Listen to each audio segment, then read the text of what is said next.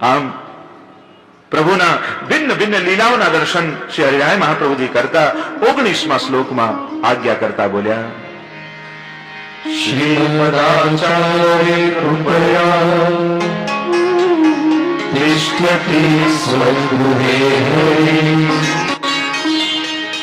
એવં વિરહ સદા હસ્તે યોગિનઃ દ્વિતીય શિક્ષાપત્રને પૂર્ણ કરતા અદ્ભુત વાત શ્રી હરિરાય મહાપ્રભુજી કરે છે. શ્રી હરિરાય મહાપ્રભુજી કહે છે કે આ જે પણ લાલનની કૃપા આપણા ઘરે બિરાજીને થઈ રહી છે એ પ્રભુની કૃપાનું ફળ નથી, પણ એ મહાપ્રભુની કૃપાનું ફળ છે.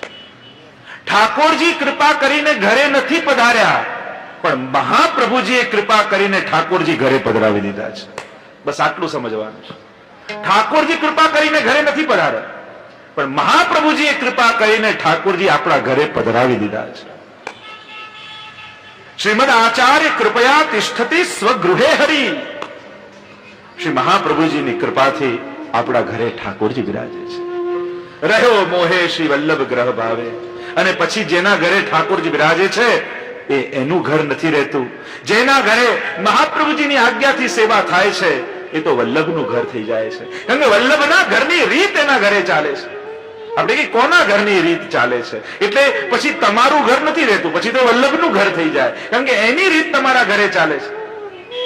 અને વલ્લભની રીત જ્યારે તમારા ઘરે ચાલે ત્યારે ઠાકોરજી કહે, રહ્યો મોહે શ્રી વલ્લભ ગ્રહ ભાવે. અને વલ્લભનું ગ્રહ એ કેવળ વલ્લભનું ગ્રહ નહીં, દરેક વૈષ્ણવનું ઘર કે જેના ઘરે વલ્લભની રીત ચાલે છે એના ઘરે ઠાકોરજીને ગમે છે. રહ્યો મોહે શ્રી વલ્લભ ગ્રહ ભાવે. એટલે વલ્લભ ગ્રહ ભાવેનો અર્થ કેવલ મહાપ્રભુજીનું જ ઘર નહીં, પણ જેના જેના ઘરે મહાપ્રભુજીની રીતથી સેવા થઈ રહી છે એ દરેકનું ઘર એ મહાપ્રભુજીનું ઘર છે. અને ત્યાં ઠાકોરજીને આનંદ આવે. ભોગ શ્રૃંગાર યશોદા મૈયા શ્રી વિઠ્ઠલનાથ કે હાથ કો ભાવે. તમારા હાથે શ્રી ગુસાઈજીને રીતથી શ્રૃંગાર ધરાતા હોય, પછી એ હાથ તમારા ઠાકોરજીને નથી દેખાતા. ઠાકોરજીને તો એમ જ લાગે જાણે ગુસાઈજી મને શ્રૃંગાર ધરી રહ્યા છે. કારણ કે રીત થઈ રહી છે. સેવા રીત પ્રીત વ્રજ જન કી જનહિત જગ પ્રગટાઈ પ્રગટ ભય માર્ગ રીત દિખાઈ. એટલે જ પહેલો શબ્દ રીત વાપર્યો છે, પ્રીત નહીં. આપણે પ્રભુ તો પ્રેમના ભૂખ્યા છે ને પ્રેમથી કરો ને જે બી આવડે ચાલશે. અરે પ્રેમ કઈ પકડવાની વસ્તુ થોડી છે કે લઈને ભાવ લગાડીએ પ્રેમ લગાડીએ. પ્રીત પકડાતી નથી, રીત પકડી શકાય છે. પ્રેમ તો સ્વાભાવિક છે. કોઈ કે પ્રેમથી બોલો, પ્રેમ કોઈ વસ્તુ છે કે પ્રેમ લગાડીને બોલીએ? ભાવથી સેવા કરો, ભાવ કોઈ પદાર્થ છે કે ભાવને લગાડી દે? એ તો સ્વતંત્ર છે, સહજ છે. અને સહજ જે વસ્તુ હોય એમાં પ્રયત્ન કઈ કામ નથી આવતા. પ્રેમ કરાય થોડી, પ્રેમ તો થઈ જાય. પ્રેમ કરે, પ્રેમ તો થાય. આપણે બધા જ કે પ્રેમથી સેવા કરો, પ્રેમથી, પ્રેમ કરાય કઈ રીતે? એ તો થાય છે. પ્રેમ તો સહજ છે. હા, તો રીત પકડી શકાય છે, પ્રીત નથી પકડાતી. ભાવ થાય ન થાય સ્વતંત્ર છે. પણ મહાપ્રભુજીની રીત, વ્રજભક્તોની રીતથી સેવા કરો છો તો ઠાકોરજી તમારા હૃદયમાં નથી જોતા. એ તો એમ જ જુએ કે વ્રજભક્તનું હૃદય તમારી અંદર આવી ગયું છે. એમ જ લાગે કે આ કોઈ વ્રજાંગના, કોઈ વ્રજભક્ત મારી સેવા કરી રહ્યું છે. ગુસાઈજી મને લાલ લડાવી રહ્યા છે, મહાપ્રભુજી મને લાલ લડાવી રહ્યા છે. પછી પ્રભુ એ વૈષ્ણવને નથી જોતા, એ વૈષ્ણવના હૃદયમાં બિરાજતા મહાપ્રભુજીને જુએ છે. એ તમારા ગળામાં પડેલી કંઠીને ઠાકોરજી જુએ છે. અને એમને એવું જ સુખ મળે છે જેવું સુખ મહાપ્રભુજીની સેવાથી ઠાકોરજીને મળે છે. શ્રી મહાપ્રભુજીની કૃપાથી ઠાકોરજી આપણા ઘરે બિરાજે છે. આ વાત ક્યારે ભૂલવી નહીં. હું સેવા કરું છું, હું લાલ લડાવું છું, મારે ત્યાં ઠાકોરજી બિરાજ? ના ના, શ્રી વલ્લભની કૃપા મારા પર છે કે એમણે મને ઠાકોરજી અદે દાન દક્ષ મહોદાર ચરિત્રવાન. અદે દાન દક્ષ મહાપ્રભુજી છે. જેવું દાન કોઈ ન આપી શકે. કોઈ દાતા હોય તો થોડું આપે, કોઈ મહોદાર હોય તો ઘણું બધું આપે. આ તો અદે દાન, પોતાનું સર્વસ્વ મહાપ્રભુજી આપી દીધું છે. અને એટલે જ પધરાવતી વખતે 84 વૈષ્ણવની વાર્તામાં પ્રાય શબ્દ એવા મહાપ્રભુજીના મુખેથી નીકળે, મેરો સર્વસ્વ તુમકો પધરા દે રહ્યો, इनको बालक जानकर सेवा करिए, साक्षात प्रगट जानकर सेवा करिए. આ મહાપ્રભુજીની આજ્ઞાથી ઠાકોરજી આપણે ત્યાં બિરાજે. એવમ વિધાસો હસ્તે, અને એટલે મહાપ્રભુજી આપણને પધરાવ્યા છે. જો કોઈ બાળક ટ્રેનમાં તમે જતા હો તમારા બાળકો સાથે, એટલામાં એક ભાઈ પોતાના નાનકડા 6 મહિના બાળકને લઈને જઈ રહ્યો છે.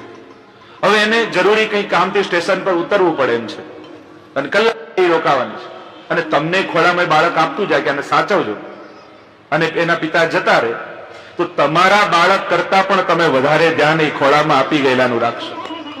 એમ જ જો તમે એમ માનશો કે મને પધરાવી દીધા છે, મારા ઘરે ઠાકોરજી કૃપા કરીને પધાર્યા છે, તો એટલી મહત્તા નહીં આવે. પણ એમ માનશો કે મહાપ્રભુજી પોતાનું સર્વસ્વ મને સાચવવા આપ્યું છે, તો લૌકિક કરતા પણ ચિત્ત વધારે ઠાકોરજીમાં રહેશે. કારણ લૌકિક તો તમારા કર્મોનું ફળ છે, અને ઠાકોરજી એ તો મહાપ્રભુજીની કૃપાનું ફળ તમને મળ્યું છે. અને મહાપ્રભુજી તમને સાચવવા ઠાકોરજી આપ્યા છે, એટલે હંમેશા એમ જ માનવું કે આ છે મહાપ્રભુજીના, અને મહાપ્રભુજી કૃપા કરીને મને પધરાવી દીધા છે. અને આવો ભાવ રાખશો તો લૌકિક કરતા મહત્તા ઠાકોરજીની વધી જશે તમારા ચિત્તમાં. એવા ભાવ સાથે સેવા કરવી. કેવી રીતે સાચવવા ઠાકોરજીને? તો હરિરાયજી અહીંયા સમજાવે, જેમ યોગી લોકો પારાને હાથમાં રાખે.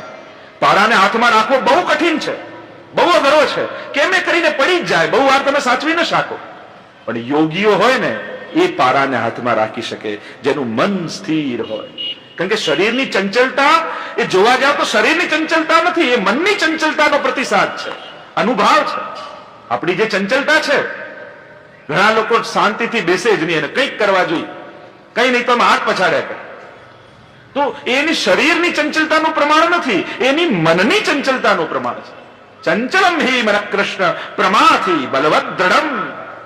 કોઈ બહુ બોલ બોલ કરતું હોય, એની વાણી ચંચલ નથી, એનું મન ચંચલ છે, જે વાણીના માધ્યમથી પ્રગટ થઈ રહ્યું છે.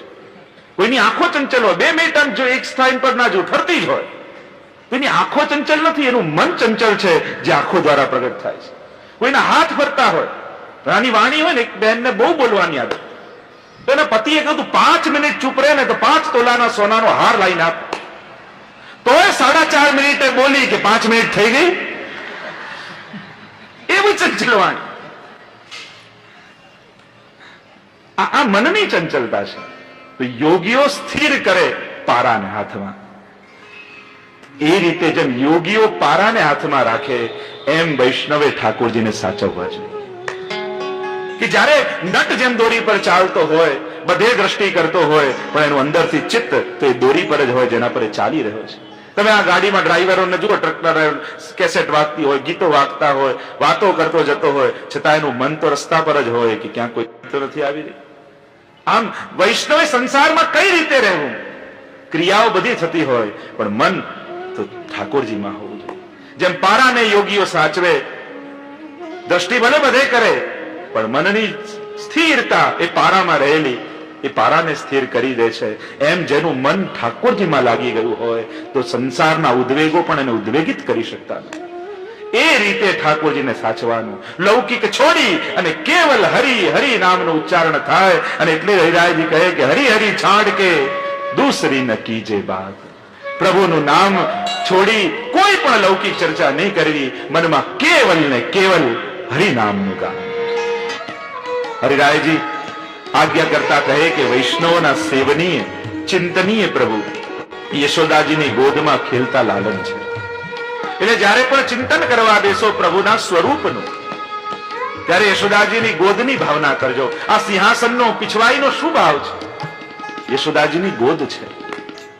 ઠાકોરજી સિંહાસન પર બિરાજે, ગાદી તકિયા, એ યશોદાજીની ગોદ છે, યશોદોત્સંગ લાલ. અને એ ગોદમાં ખેલતા પ્રભુ એ પુષ્ટિ માર્ગમાં સેવ્ય છે. વિષય છે દુસ્સંગ અને સત્સંગનું નિરૂપણ. આ 2 પદાર્થો એવા છે કે જેની ચર્ચા પ્રાયઃ સત્સંગમાં આવતી હોય. દુસ્સંગ શું અને સત્સંગ શું? દુસ્સંગ મેળવવા મહેનત નહીં કરવી પડે. સામેથી દુસ્સંગ તમને શોધતો શોધતો આવશે, અને સત્સંગ મેળવવા માટે કોશિશ કરવી પડશે, પ્રયત્ન કરવો પડશે, તો જ સત્સંગ મળી શકશે. નહીં તો સત્સંગ નહીં મળે. અને જીવનમાં દુર્ગુણો તો સામેથી જ આવે, સદગુણો જ કેળવવા પડતા હોય છે. ક્રોધ કરવા માટે કોઈને આજ સુધી મહેનત નથી કરવી પડી. હા, શાંત રહેવા માટે ઘણા લોકોને મહેનત કરવી પડે છે. ક્યારે એવું જોયું કે ગુસ્સો કરવા માટે મારે આજે કલાક પ્રેક્ટિસ કરવી પડી? ના. હા, શાંત રહેવા માટે બહુ કોઈ ધ્યાનમાં જાય, કોઈ યોગ કરે, કોઈ પાઠ કરે, કોઈ બહુ સ્વભાવ મારો ખરાબ છે. ઘણાને ખબર હોય. ગાળો ક્યાંથી આવે કે ચૂલામાંથી, એટલે જ આટલો સળગી રહ્યો છું, દગી એટલે જ રહ્યો છું. ચૂલામાંથી આવે તો ગરમ જ હોય ને, એટલે પોતે જ ચોખવટ કરી લે કે ચૂલામાંથી જ આવું છું એટલે ગરમ છે. સત્સંગ મેળવવો પડશે. પેલું કે ને, કોઈને ચેપી રોગ થયો હોય, તમે એની બાજુમાં જઈને બેસો તો તમને ચેપ લાગી જાય. કોઈને ચેપી રોગ થાય, એની પાસે જઈને જો કોઈને સ્વાઇન ફ્લુ થયો હોય અને કોઈને ચેપી રોગ થાય, બાજુમાં જઈને બેસો તમને ચેપ લાગી જાય, પણ પહેલવાનની બાજુમાં જઈને બેસો તો તમે પહેલવાન નથી જાવ. એના માટે તો પોતે જ કસરત કરવી પડે. એમ દુસ્સંગ ચેપી રોગ જેવો છે, લાગી જ જવાનો છે. પણ સત્સંગ માટે તો કોશિશ કરવી પડે, મહેનત કરવી પડે, પ્રયાસ અને પ્રયત્નો કરવા પડે. આપણે બધા હંમેશા ઊંધું વિચારે, સત્સંગ એ તો ઠાકોરજી કૃપા કરશે ને ત્યારે મળશે, સેવા એટલે ઠાકોરજી કૃપા કરશે ને ત્યારે પધારશે. ક્યારે દુકાન માટે એમ કીધું કે ઠાકોરજી કૃપા કરીને ચલાવશે, નથી ખોલવી. લૌકિકમાં હંમેશા એમ રહે છે કે હું નહીં કરું તો નહીં થાય, અને અલૌકિકમાં હંમેશા આપણે કોઈ ચમત્કારની રાહમાં બેઠા છીએ કે ક્યારેક ઠાકોરજી કોઈ એવો ચમત્કાર કરશે અને મને કહેશે કે ચલ સેવા કર, હું તારા ઘરે આવવા તૈયાર છું. આપણો હાથ પકડીને આપણને લઈ જશે, પછી ઠાકોર સિંહાસનમાં બિરાજશે અને આપશે આપણને કે લે આ શિંગાર, હવે તું મને ધરાવ, લે આ સામગ્રી મેં સિદ્ધ કરીને રાખી છે, લે હાથમાં મને ભોગ ધર. આવું થવાનું છે તો પછી કરવા લાગો ને. ખબર છે તો કેમ મારાથી બોલાવડાવો?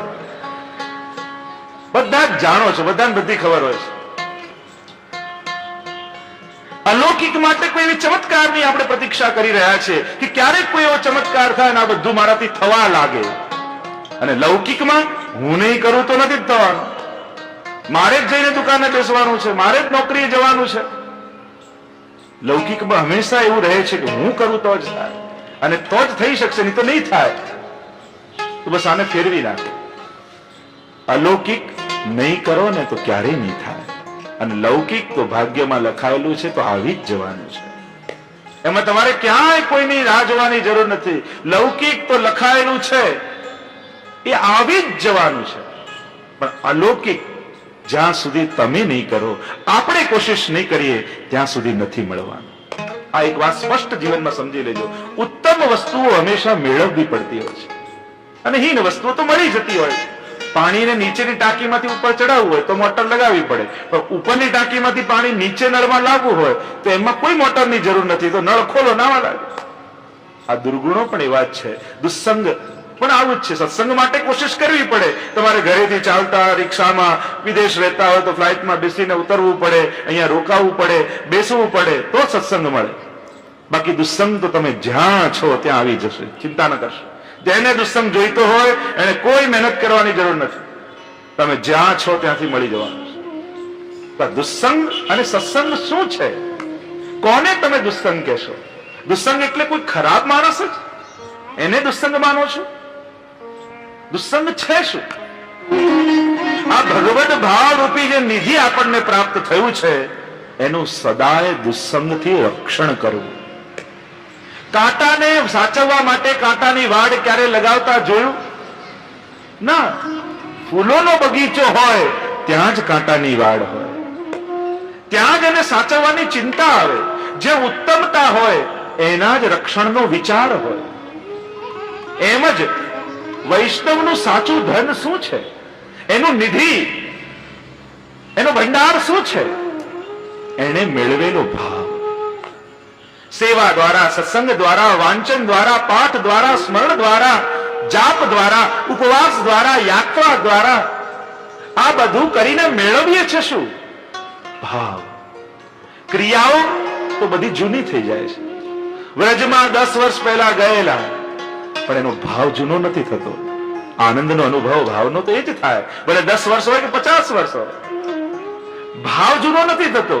ક્રિયાઓ પુરાણી થઈ જાય. પુરાણો ભૂતકાળ ક્રિયાઓનો થાય, ભાવનો ભૂતકાળ નથી હોતો. જ્યારે પણ ભગવત ચિંતન થાય ત્યારે ભાવ તો તાજો જ હોય, ભાવ તો હંમેશા વર્તમાનમાં જ હોય.